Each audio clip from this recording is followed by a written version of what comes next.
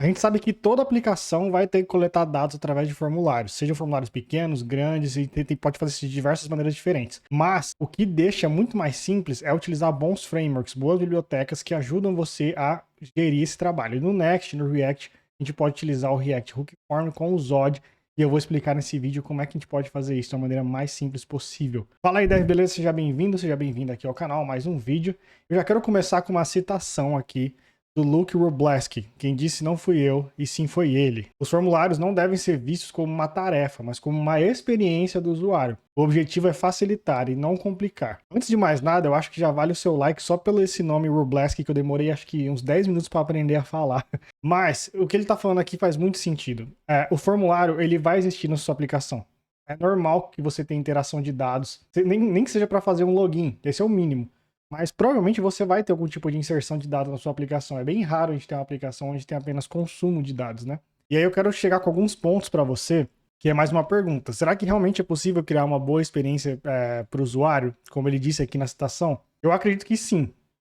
Isso envolve também técnicas de design, técnicas de UI, de UX, mas se você está solo, apenas programador, e você tem que desenvolver tudo, a minha experiência é que você tem que colocar o mínimo de campos possíveis dentro de um lugar para a pessoa responder. Aqueles formulários gigantes que você dá até medo de clicar em submeter, porque pode dar algum erro e apagar o formulário inteiro, ou acontecer qualquer desgraça, você tem que escrever tudo de novo, perder tempo, não é a melhor experiência que você pode prover. Como está escrito aqui, não tem a ver com a quantidade de informações para coletar, mas como você coleta essas informações. Eu já participei de projetos que tinham 20 perguntas no onboarding para você coletar. Essas perguntas eram divididas cada uma em uma tela, com um texto diferente e tudo mais. Então era um fluxo bem intuitivo para a pessoa. E a maioria das pessoas terminava. Primeiro porque ela tinha interesse naquele software. Mas segundo, que não era um formulário gigantão, assim, que já assustava você de cara. Vamos lá. O que seria um formulário ruim? Um formulário que valida apenas do lado do back-end. Então você tem que submeter o botão, esperar ele recarregar para você ver o que está acontecendo de erros lá no seu formulário. Ele recarrega a página toda. Cara, eu detesto isso. Você tem que recarregar a página inteira. Acho que usando o Next isso nem vai acontecer, mas tem muita gente que trabalha assim ainda e acha que tá arrasando aí. Eles mostram os erros numa lista gigante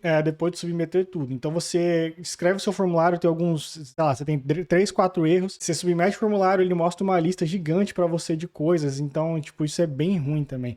O ideal é fazer com que você mostre o erro em cada campo que a pessoa tiver ali para ficar mais fácil dela entender o que tá acontecendo. Ele obriga a pessoa a reescrever campos após não funcionar. Então você submete o formulário, o campo apaga e você tem que reescrever tudo de novo. Por exemplo, se você colocou uma data de nascimento com um ano errado, ele apaga toda a data de nascimento. Não, você poderia só trocar o ano, né? Você tem que manter os dados. E também tem casos onde você não mostra o erro, você apenas bloqueia o botão. Agora, o que seria um formulário bom?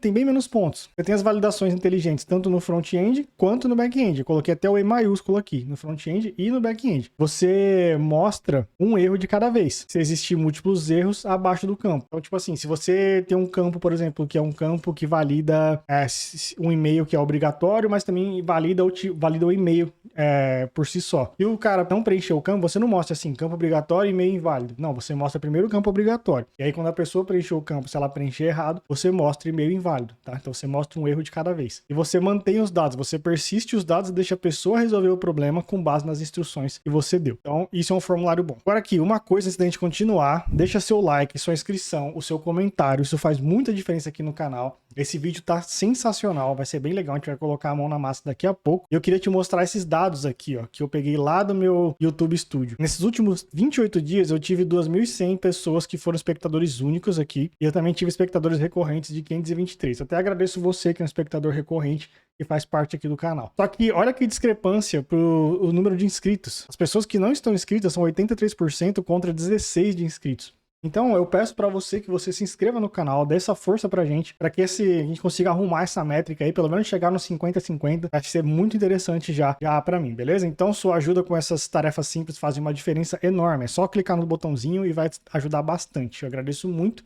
E lembrando que o link desse projeto que a gente vai desenvolver daqui a pouco e outros links interessantes vão estar na descrição, beleza? Ferramentas que nós vamos utilizar aqui, voltando para o vídeo, nós vamos utilizar o Prisma e o banco de dados do Postgres que a gente criou no outro vídeo. Eu vou deixar o link do outro vídeo aqui na descrição, onde eu explico tudo do básico sobre o Prisma, como você pode conectar com o banco, criar migrações, fazer inserção de dados e consulta. Então a gente vai utilizar isso aqui também para conseguir levar lá para o banco de dados, né, para conseguir gerar o dado lá no banco de dados. Nós vamos utilizar o Next.js com o Shed CNY e o Tailwind. Nós vamos utilizar o React Hook Form, tá? E o Hook Use Form, que vai facilitar o nosso trabalho. Nós vamos utilizar o React Transitions, que é o hook de Use Transition, que ele vai gerenciar o estado de envio de dados para o servidor. Nós vamos utilizar também o Zod para fazer as validações com o React Hook Form. E aqui também a gente vai utilizar a Server Action para fazer o envio de dados para o servidor, tá? Então esse vídeo pode ser que ele fique um pouco grande, mas vai ser bem legal, porque vai cobrir bastante coisa sobre inserção de dados no Next. Então beleza, vamos lá. Vamos colocar a mão na massa, vamos sujar nossas mãos. Vamos começar criando o projeto do Next.js e depois a gente já vai copiar o esquema Prisma que eu criei lá no outro vídeo. Estou aqui com o cursor aberto, então npx create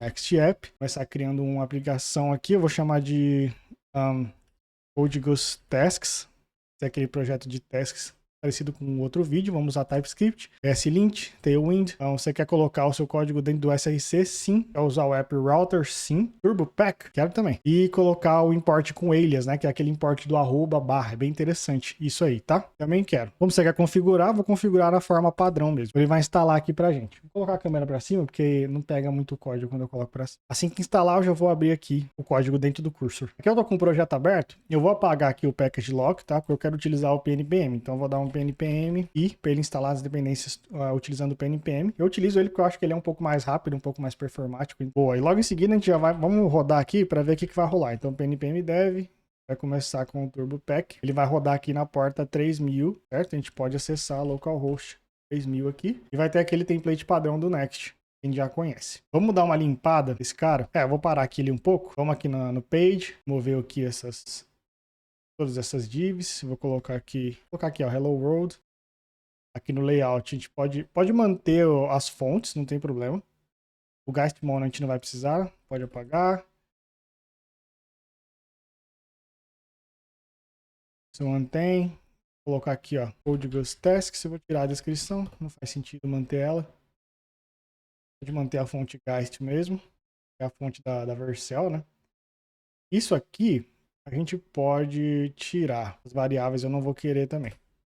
Deixar só os utilitários aqui do Tailwind CSS. Bom, depois de limpar aqui o projeto, eu já coloquei ele para rodar novamente. E aí a gente vai executar aqui. Pô, tá só com Hello World aqui agora que a gente fez. Maravilha. Vamos agora para a segunda tarefa, que é copiar o esquema do outro vídeo. Então eu vim até o outro vídeo aqui, que é o de Prisma que eu fiz. E eu vou clicar nesse link. Eu vou deixar esse link também na descrição. Mais precisamente já com o esquema aberto. Então a gente vai vir até o Prisma e vai copiar esse esquema aqui. Então você copia ele por enquanto e volta lá pro cursor. No cursor, a gente pode parar esse terminal de novo e vamos fazer um npx prisma init para criar o banco de dados, o esquema do banco de dados. E agora que está criado, a gente vai abrir o esquema Prisma e vai colar aquele código já com as duas tabelinhas, os dois modelos aqui que a gente vai ter. Uma dica adicional aqui, se você quer colocar um nome diferente para a tabela, você pode colocar um @map. Normalmente eu gosto de colocar as tabelas do banco de dados no plural. Você pode colocar um @map e map task milestones, vou colocar aqui tasks milestones. Ele vai criar o nome da tabela do banco de dados com esse nome aqui, mas o modelo continua sendo utilizado com esse nome lá dentro do Prisma Client. É bem interessante. Falando nisso, já vamos adicionar aqui o Prisma Client. npm add @prisma/client. A gente vai usar ele daqui a pouco. Ótimo. Eu já estou com o meu banco do Neon configurado aqui. Então, mais uma vez, se você não sabe como criar esse banco de dados, o link vai estar na descrição do vídeo. Também vai estar na tela final do vídeo e tudo mais. Vou deixar vários lugares com esse link, onde eu ensino você a criar esses bancos de dados e tudo mais.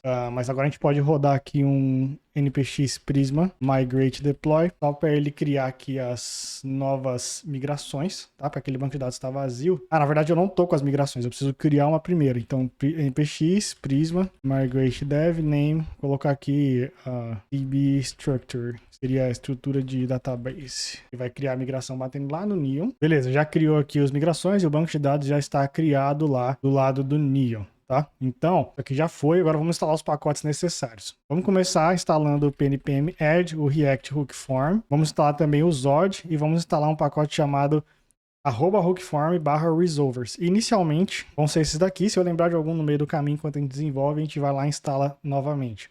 Mas esses são os necessários para a gente conseguir utilizar o formulário com Hookform e o Zod aqui. Além deles, a gente vai instalar também o ShadCN. Tá? Então, vamos lá no ShadCN, começar um novo projetinho com ele. A documentação, pode vir aqui em instalação, do Next, e a gente faz essa parte aqui do DLX. A gente executa esse comando, pnpm DLX, chatcn@latest_init, ele vai baixar o pacote e vai instalar aqui pra gente, depois de fazer algumas perguntas. Vamos usar o New York, eu quero usar Zinc, que é o cor de cinza que eu mais gosto. Vamos usar a variável de CSS para o tema. Ele já está instalando, beleza. Instalou o ShadCN também pra gente dentro de lib, e agora a gente vai instalar alguns componentes do ShadCN. O botão, o sheet, não é sheet, tá? É sheet, o input e o text area. Ok? Vamos lá na documentação, em componentes. Vamos ver aqui o botão. Ah, só lembrando, se você também não conhece o ShadCN, eu vou deixar um outro link aqui com a playlist que eu tô montando de componentes do ShadCN. Tá bem interessante para você aprender como é que funciona esse framework aqui. Mas basicamente, vamos adicionar aqui esse componente, utilizando o DLX no terminal. Nós vamos instalar também o input, para colocar, para a gente fazer o formulário de fato. Nós vamos adicionar o text area.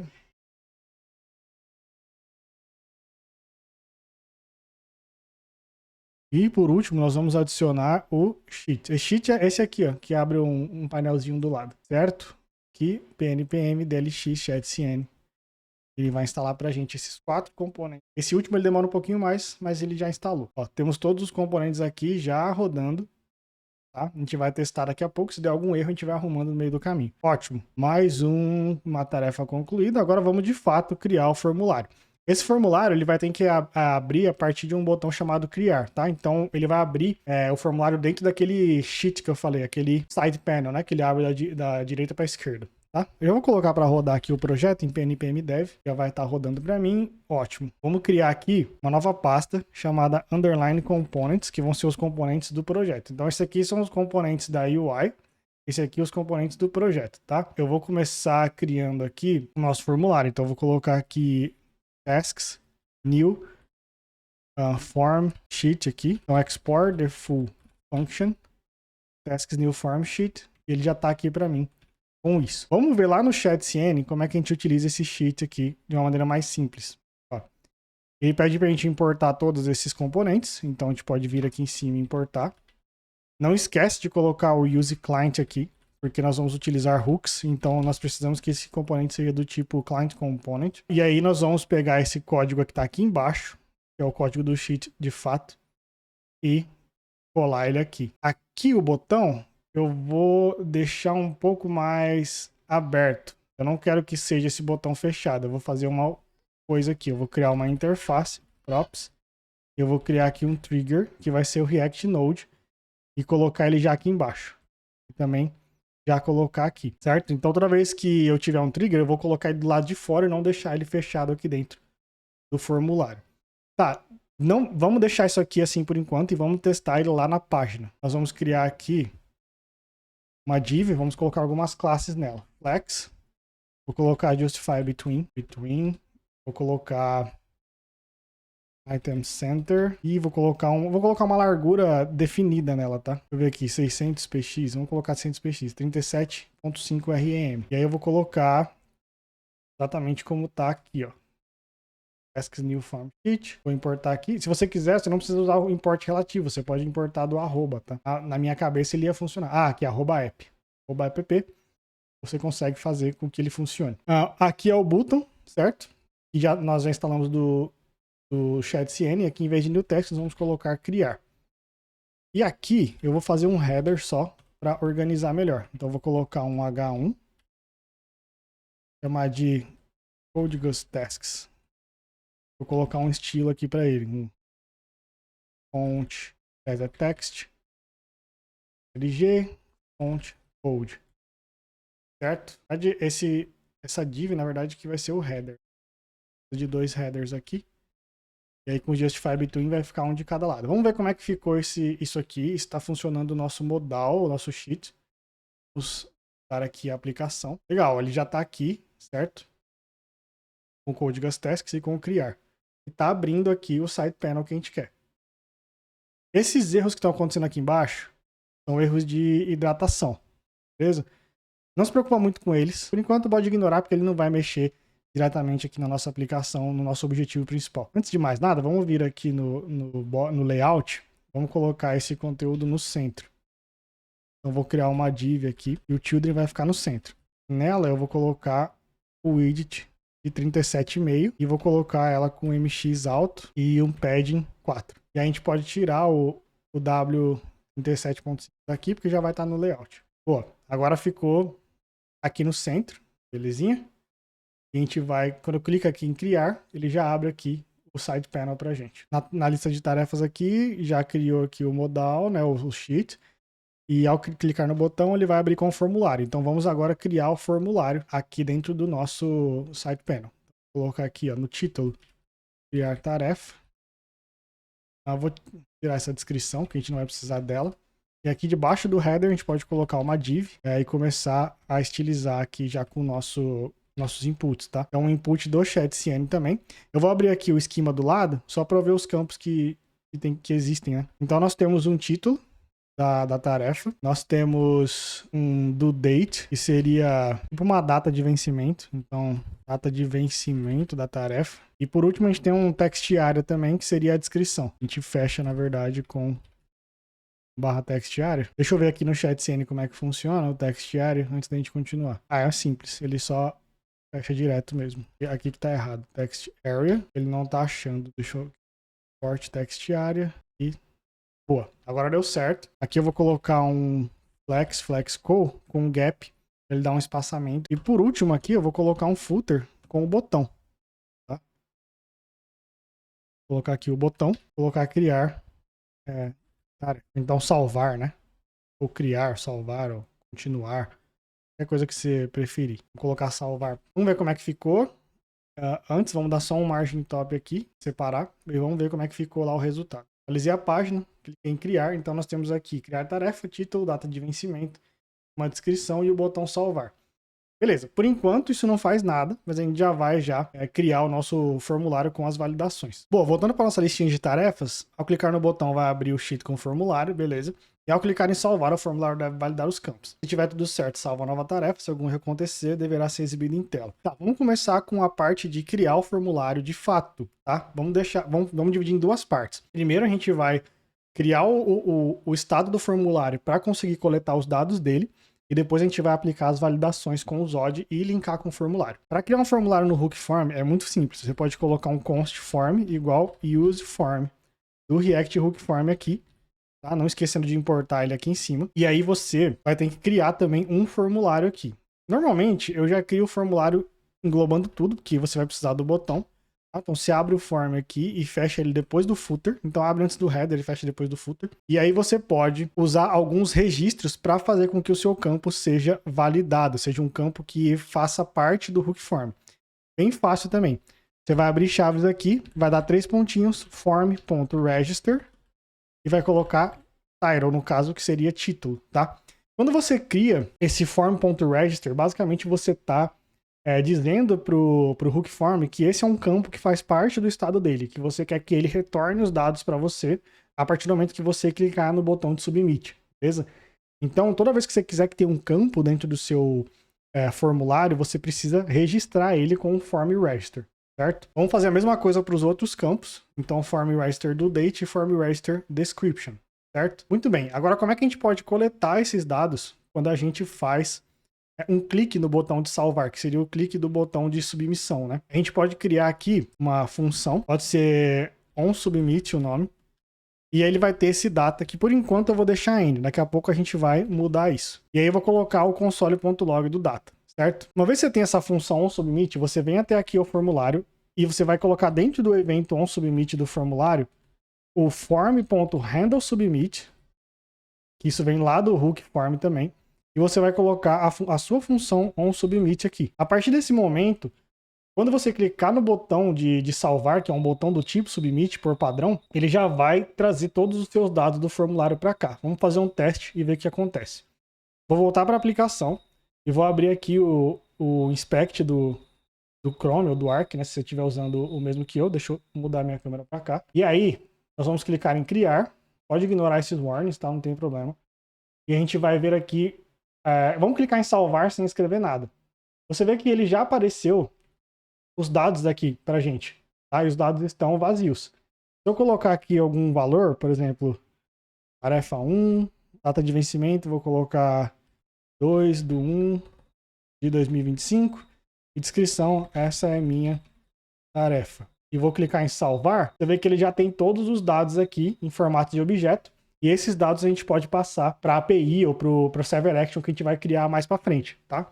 Então essa é a maneira de você conseguir coletar os dados do formulário com o Hook Form. O próximo passo agora é fazer a validação desse formulário. Então a gente vai utilizar o Zod para fazer essa validação. Aí vai de você. Eu normalmente gosto de criar um novo arquivo chamado validators numa pasta separada, por exemplo, validators. E eu vou colocar aqui um novo arquivo chamado tasks validators, tá? Você pode criar num arquivo separado, você pode criar junto com o componente, vai de você. Eu gosto de separar as coisas. Então aqui eu vou colocar um export const new task form schema, tá? Eu gosto de colocar sempre a ação, aonde vai ser essa ação e depois colocar a forma schema para saber o que é. E aí vai ser igual z.object. O que é esse z aqui? Ele é o Zod, ele é o objeto do Zod. Tá dando um bug aqui no meu cursor, mas eu vou importar aqui z from Zod. Então se você fizer um import z from Zod, você vai conseguir utilizar o esquema do Zod, tá? E aí, se você acessar a documentação dele, que é bem extensa e é bem interessante, você vai ver que tem vários tipos de validação que você pode fazer. Vamos procurar essa do object que eu peguei aqui agora, que é objects. Então, toda vez que você coloca um z.object, você está dizendo para o Zod que você está esperando um objeto. E dentro desse objeto você vai esperar, obviamente, propriedades. E também tem outros tipos de validação de esquema. Tá? Então o Zod, ele é meio que... ele vai se compondo por ele mesmo, tá? Então isso é bem interessante. Então, por exemplo, aqui no nosso caso, a gente quer um objeto, igual a gente viu lá no console do formulário. E esse objeto, ele vai ter um título que vai ser do tipo string. E eu quero que ele seja obrigatório. Então eu vou colocar aqui o mínimo que ele tem que ter de tamanho é 1. E a mensagem que eu posso colocar para exibir lá no meu formulário, caso algum erro aconteça, vou colocar, não vou nem colocar título obrigatório, vou colocar assim, campo obrigatório. O mesmo vale para os outros, tá? Tanto para o date quanto para a descrição. Então, toda vez que eu buscar criar uma nova tarefa, uma nova task, eu vou chamar esse esquema e vou fazer com que ele valide. E o esquema, ele vai pegar o objeto que está no formulário e ele vai comparar com essa estrutura que a gente está fazendo. Então, se tiver alguma coisa diferente daqui, se não for uma string, se não tiver pelo menos um campo, ele vai retornar essa mensagem. O do date, na verdade, eu vou até tirar esse mínimo aqui, porque ele não é obrigatório. Ele é um campo opcional, certo? Então, a gente não precisa obrigar que a pessoa digite o do date. Legal. Agora, um outro detalhe interessante é que o Zod, ele é altamente tipado. Ele funciona muito bem com o TypeScript. Então, se você fizer um export type new task form data, você pode usar o z.infer, que ele vai pegar todos essas propriedades que foram criadas aqui dentro do z-object, ele vai criar um tipo para que você consiga pegar esse tipo dentro do formulário e consiga utilizar ele no TypeScript, tá? Então você não precisa criar uma interface além do Zod para conseguir validar os seus dados do formulário, porque essa interface já vai ser criada com base no tipo. Então você vê que tem o typeof aqui do esquema, ele vai criar uma interface exatamente como está no esquema ali do Zod. Então com o título, com a descrição, e você vê que o do date ele é opcional, você não precisa utilizar ele, cadastrar ele obrigatoriamente. Estamos aqui com as validações criadas, eu vou até jogar lá aqui para o lado, e agora nós vamos mudar um pouquinho. A gente vai colocar aqui dentro do useform, nós vamos abrir aqui chaves, e nós vamos colocar um cara chamado resolver, 2 pontos, nós vamos usar o Zod Resolver. Esse Zod Resolver, ele veio lá daquela biblioteca que a gente instalou, o @hookform/resolvers, tá? Ele é o responsável por resolver esse esquema, ok? Então, todo esse esquema que a gente criou aqui, ele vai resolver automaticamente pra gente antes de chegar no onSubmit. Se tiver algum erro, ele não deixa chegar no submit. Ele vai ignorar e ele vai dar os erros na tela, conforme a gente vai colocar mais para frente. Então, a gente pode colocar dentro do form do Zod Resolver o nosso esquema, new task form schema. Aqui pode até colocar um @app também. Com esse new task form schema, agora ele vai tentar sempre resolver com base no nosso esquema aqui, o formulário. E aqui no data, em vez de você colocar N, onde você não consegue puxar o tipo de dado que é, você pode trocar pelo tipo que nós criamos com o infer que o Zod fez aqui, com base no esquema. Então agora, quando você clicar em data, você pode acessar aqui o objeto com todas as propriedades. E também você pode colocar o new task form data dentro do useform para ele já saber como é que funciona isso. E aí ele tem aqui sem nenhum erro de compilação.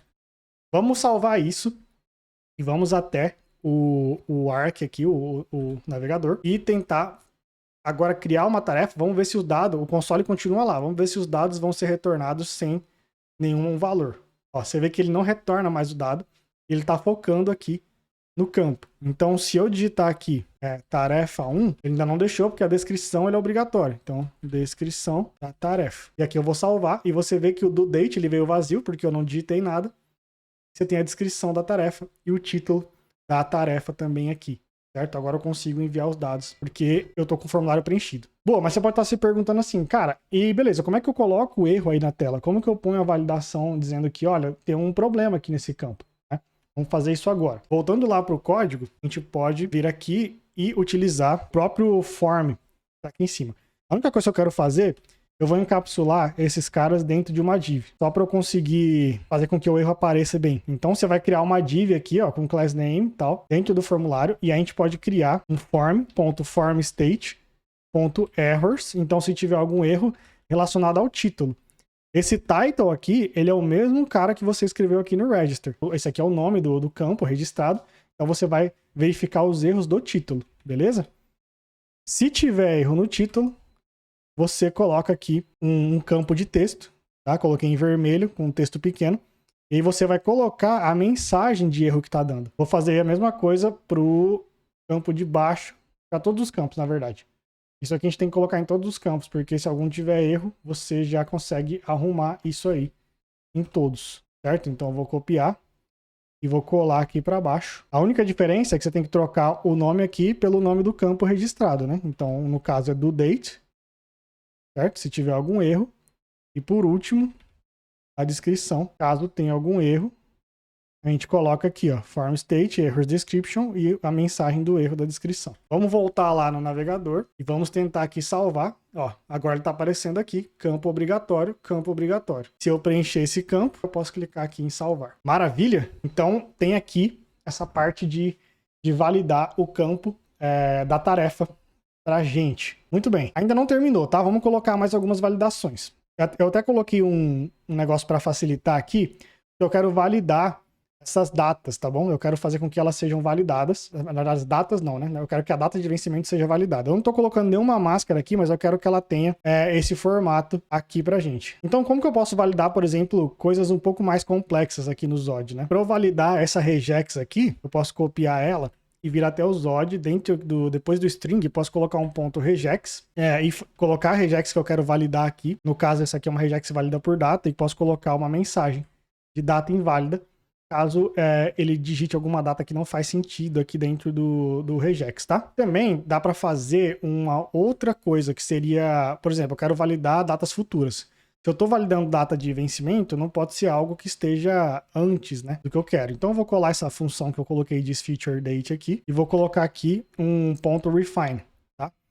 Então esse refine ele vai retornar aqui a data para a gente, o valor do campo, tá? E você pode colocar ela aqui. Se você quiser, você não precisa criar a função separada, você pode, por exemplo, colocar ela direto aqui dentro. E aí ele fala que a data deve ser maior do que a data atual. Vamos testar aqui esses caras lá para ver se funciona. Então, se eu salvar, tá dando data inválida. Eu vou colocar aqui, por exemplo, 12/1/2024. Ó, a data deve ser maior que a data atual, então 25, e deu certo. Acontece aqui que ele tá colocando a data inválida mesmo com a data vazia, né? Isso não deveria acontecer. Deixa eu ver aqui por que isso tá acontecendo. Bom, eu entendi. Ele tá dando data inválida mesmo com o campo vazio, porque o regex, ele meio que força ter exatamente essa regex aqui.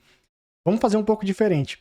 Para o nosso caso, como ele é um campo opcional, a gente pode fazer um outro refine e colocar aqui, por exemplo, a data string, né, o date string, e utilizar uma outra forma. Então, se não tiver data, certo? Se o campo estiver vazio, ele retorna true. Mas se existir a data, nós vamos validar ela. Então a gente pode retornar com esse cara aqui, esse regex, e pode fazer um teste, certo? Se ele retornar true, beleza, a data passou, senão a data é inválida. Aí a gente copia essa mensagem aqui e cola ela aqui de data inválida. Então se a data não bater no regex, aí ele vai, se não tiver data, ele pode retornar como true. A gente pode fazer a mesma coisa aqui, tá? Se não tiver data, ele retorna como true. Ah, coloquei data, mas é date, né? Date. Tô falando data, aí eu acho que é data aqui também, mas aqui é date que aqui tá. Vamos testar lá de novo. E ao criar o campo, nós vamos clicar em salvar. Ó, ele não deu, tá certo? Mas se eu tentar digitar alguma data, ó, data inválida, se eu tentar digitar, ó, data deve ser maior que a atual. E 25, beleza. Agora se eu colocar as outras informações, tarefas 1, descrição 1, eu vou salvar, ó. Aí ele deixa passar e eu tenho aqui essa informação. Beleza? Nossa última tarefa agora é fazer com que os dados sejam enviados lá para o nosso banco de dados. Então, se a gente voltar aqui, validar os campos, se tiver tudo certo, salva a nova tarefa, que seria a nossa tarefa atual. Se algum erro acontecer, deverá ser exibido em tela. Maravilha. Então, a gente já está fazendo os erros serem exibidos em tela. Se tiver tudo certo, salva a nova tarefa. Maravilha. Vamos então criar a nossa server action. Nós vamos poder criar aqui um novo campo. Vamos chamar de services. Tem gente que gosta de chamar de actions, eu gosto de chamar de services. Você pode chamar como você preferir, tá bom? Eu vou criar um novo arquivo chamado tasks-services.ts. E aqui nós vamos colocar um use server, que é um cara que só vai poder ser usado no servidor. Vamos importar o Prisma. Legal. Vamos fazer um export async function e vamos fazer aqui um create task que vai receber o data. A gente pode pegar também lá do mesmo formulário e fazer o new task form data. Certo? Colocar aqui @app e vai pegar a mesma estrutura de dados. Maravilha. Aqui nós vamos criar um const do Prisma e antes de validar, na verdade, antes até de criar o Prisma, a gente vai validar se esses dados estão ok, se estão corretos. Para a gente conseguir fazer a mesma validação no back-end, como eu falei que era importante, validar tanto no front-end quanto no back-end, nós podemos usar o Zod também. Então vamos fazer aqui import z from Zod. E aqui o esquema é um pouquinho diferente. A gente vai colocar um z.safeparse do data. Peraí que tá dando algum erro aqui. Deixa eu tentar descobrir o que tá acontecendo. Gente, eu tô viajando, né? O Zod, né? É meu esquema. Então eu pego o meu new task form esquema aqui e dentro do esquema que eu faço o safeparse dos dados, né? Se não der certo, se ele não retornar uma validação correta, a gente vai retornar um erro aqui na server action, senão ele vai passar. Então, dessa forma, a gente consegue garantir que os mesmos dados que estão sendo validados no front-end sejam validados também no back-end, tá? Aqui dentro da server action. Com o Prisma já criado, a gente pode fazer um await, prisma.task.create com data e passar o título, né? Com o parse de data aqui certinho. O parse de data vindo do safeparse. Com isso, ele vai fazer aqui a validação. Só tem um pequeno problema que a gente tem que colocar essa data aqui como isostring, tá bom? Eu já até criei uma função para isso também no nosso bloquinho para facilitar. Eu vou converter ela para ISO e a gente só faz aqui, ó. Porque aí na hora de salvar no banco, ele salva como uma ISODate e não como uma data da forma que a gente está enviando. E aí, se existir, salva, se não, deixa vazio, certo? Isso aqui é só para converter para ISODate, porque aí ele salva no banco da maneira correta. Então, vamos testar isso daí, ver se está funcionando. Eu vou vir aqui no projeto, vou dar um reload, vou criar uma tarefa. Tarefa 1, vou colocar, ela vai ter que ser vencida no dia 2/1/2025, descrição 1. E salvar. Obviamente, eu esqueci de colocar para chamar aqui. Mas vamos lá. Esquece isso. Vamos colocar aqui uma função assíncrona. E dentro dela a gente vai chamar nossa server action, create task, e passando data dentro. Maravilha. Agora apaga aquela parte, finge que nada aconteceu. No onSubmit agora a gente vai chamar nossa tarefa. Então vamos criar aqui tarefa 1/2/1 de 25, descrição 1. Vamos salvar. Bom, será que foi? Coloquei nenhuma coisa de feedback aqui, obviamente, porque a gente quer esperar um pouco para ser a próxima parte, mas vamos ver aqui no Neon ele salvou esse valor ou não. Pegando a tabela, nós vamos em Tasks. E aqui, ó, tarefa 1, descrição 1. E tá bem aqui. A data que a gente colocou, ó, 2/1 de 25, certo? Então tá certinho. Ele tá salvando no banco. Bom, mas você viu que até eu fiquei confuso aqui, porque não deu nenhum feedback no salvar, né? E agora a gente vai colocar esse feedback para saber que realmente está enviando um dado para um servidor e salvando no banco. Você não precisa criar estados para isso, aquele use state. Nós vamos utilizar um outro hook chamado use transition do próprio React.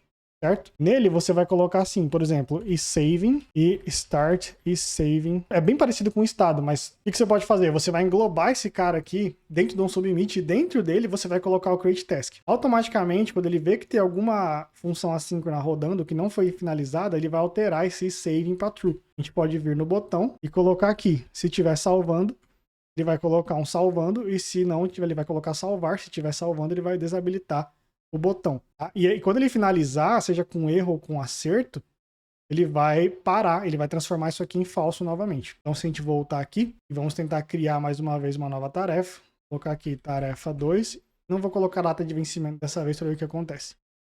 Descrição 2, e nós vamos clicar em salvar. Ele está salvando.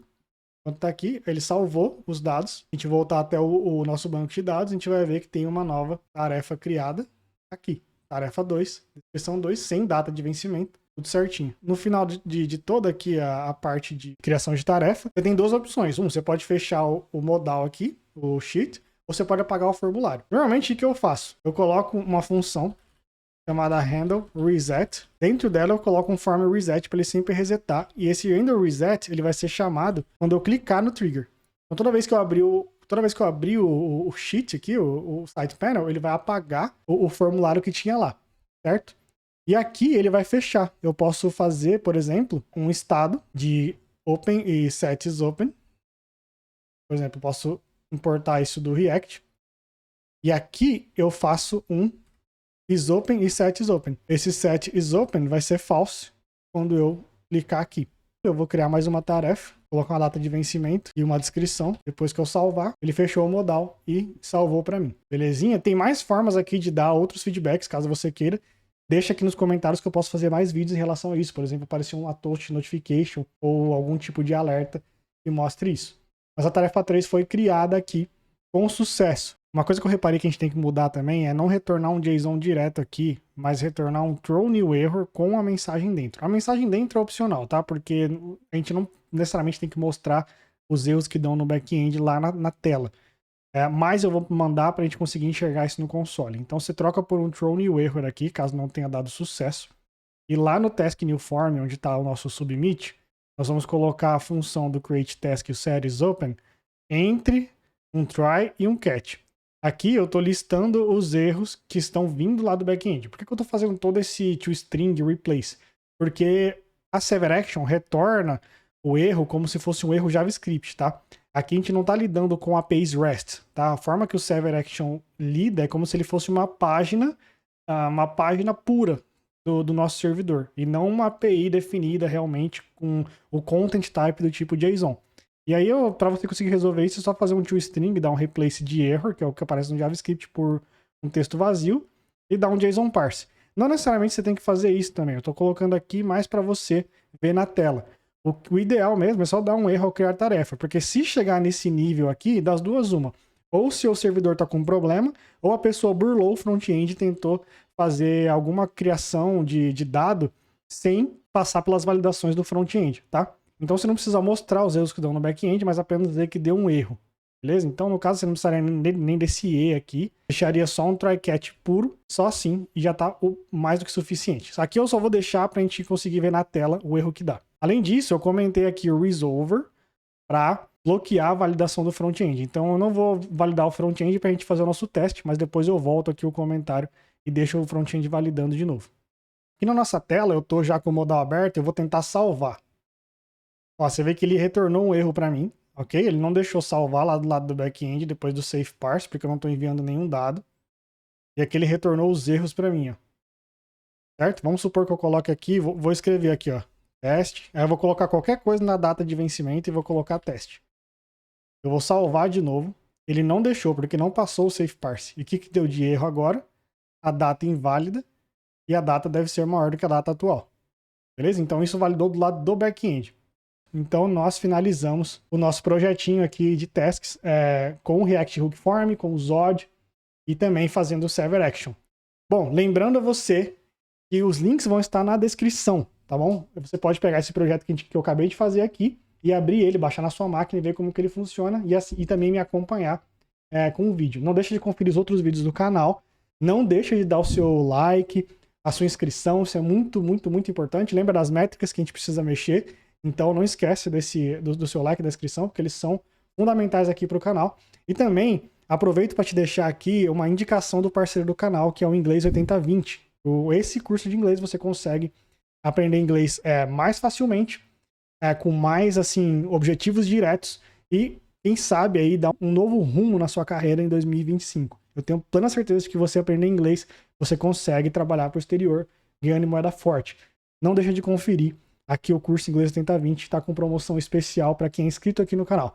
Beleza? Gente, muito obrigado por assistir esse vídeo. Deixa o seu feedback, seu comentário, se você gostou, se você quer mais vídeos como esse. Ficou bem longo, mas é um vídeo muito interessante com bastante conteúdo aí, tá? Te vejo no próximo e valeu, até mais. Falou, galera!